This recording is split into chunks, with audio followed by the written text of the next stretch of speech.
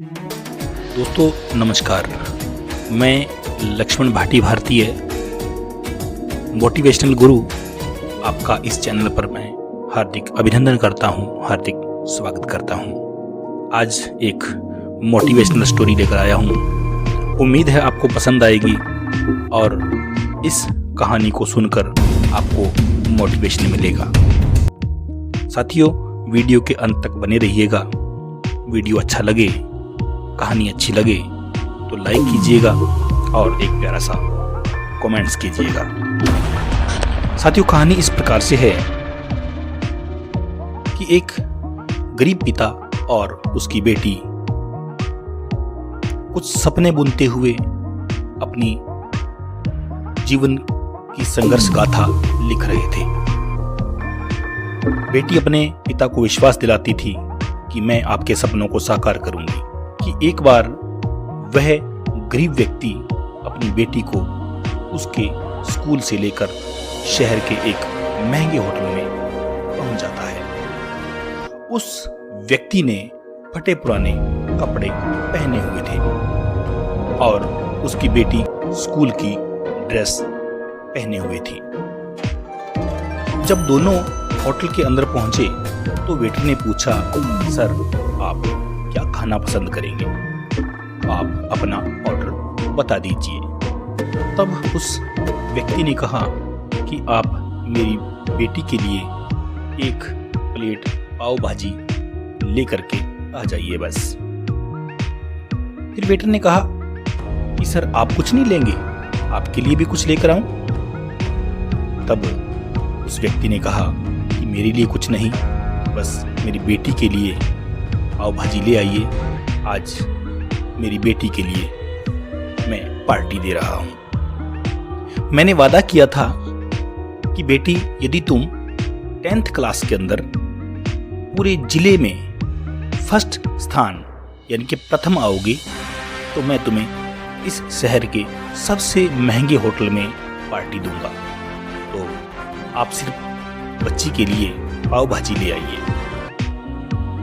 Waiter ये बात सुनते ही दौड़कर अपने मालिक के पास गया और उसने अपने मालिक से रिक्वेस्ट की, प्रार्थना की कि सर आप मेरी सैलरी से रुपए काट लेना, लेकिन एक गरीब पिता अपनी बेटी को लेकर अपने होटल में पहुंचे हैं और उस बेटी ने पूरे जिले के अंदर फर्स्ट स्थान प्राप्त किया है, प्रथम स्थान प्राप्त किया है और वो अपनी बेटी को पाव भाजी की एक प्लेट के रूप में एक पार्टी देना चाहते हैं। तो मैं चाहता हूं कि मेरी तरफ से भी एक प्लेट पाव भाजी उसके पिता को भी दी जाए और रुपए मेरी सैलरी से काट लेना। मुझे लगता है कि उस पिता के पास इतने रुपए नहीं होंगे। होटल का मालिक बहुत अच्छा इंसान था। वो मुस्कुराते हुए बोला कि तुम उसके पिता के लिए भी पाव भाजी लेकर जाओ, उसके लिए भी लेकर जाओ, उस बेटी के लिए भी, पैसे मत लेना। और हाँ, 4-5 पाव भाजी पैक करवा कर ले जाओ और 2-3 किलो मिठाई भी लेकर जाओ और उनसे कहना कि ये पार्टी होटल की तरफ से है, आप ये मिठाइयाँ ले जाइए और जश्न मनाइए। जब वेटर ने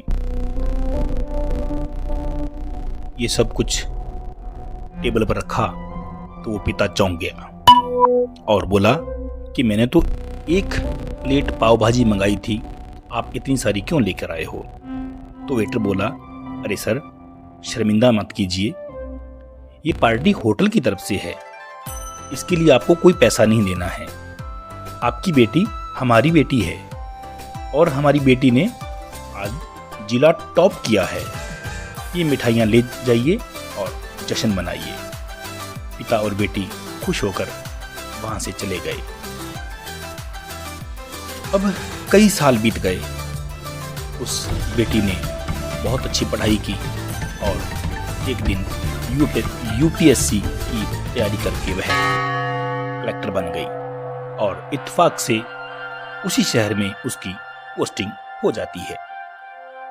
उस लड़की ने उस होटल में सूचना पहुंचाई कि मैं आपके होटल में लंच करने आ रही हूं। जब होटल के मालिक को ये बात पता चली कि कलेक्टर खुद इस होटल में आज लंच करने आ रहे हैं, तो मालिक ने उस होटल को सजा दिया और उस कस्बे में ये बात फैल गई कि कलेक्टर आज इस होटल में लंच करने आ रहे हैं। सभी लोग वहां पर कलेक्टर साहब को देखने के लिए पहुंच गए। अब कलेक्टर अपने पिता के साथ उस होटल में पहुंची। कलेक्टर ने होटल के मालिक से कहा, शायद आप मुझे पहचान नहीं पाए। हम वही पिता और पुत्री हैं जिन्हें आपने 10th क्लास डिस्ट्रिक्ट टॉप करने पर आपने अपनी तरफ से हमें पार्टी दी थी। उस दिन आपने हमें पार्टी दी थी और आज हम पिता और पुत्री आप सभी को, पूरे स्टाफ को हमारी ओर से, पूरे गांव को, इस कस्बे को हमारी ओर से पार्टी देंगे।